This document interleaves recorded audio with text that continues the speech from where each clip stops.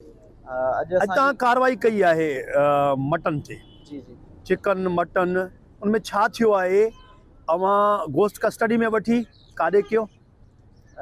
असल में अॼु जेका ये कार्रवाई कई वई आहे इहा डीजी सिंध फूड अथॉरिटी ऐं डीसी खैरपुर मिरस उन्हनि जी जे हुकुम जे ते जेको आहे असां कार्रवाई कई आहे।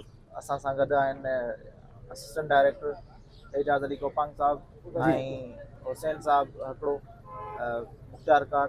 उन्हनि जी सरबराही में असां कार्रवाई कई आहे जिते असांखे अनहाइजेनिक कंडीशन में ऐं जेको आहे अनसेफ मीट मिलियो आहे उहो असां डिस्कार्ड करायो आहे। उन्हनि खे पेनल्टी कई आहे ऐं लाइसेंस बि इशू कई आहे। अच्छा, ॿुधण में आयो आहे त हिकिड़े घर में गोश्त पियो हो, हा उहो बि अची कयो आहे? जी हिकिड़े वेयर हाउस हुयो जंहिंमें उन्हनि फ्रोज़न मीट जेको आहे उहो पंहिंजे घर में स्टोर कयो लिकाए रखियो हुयो।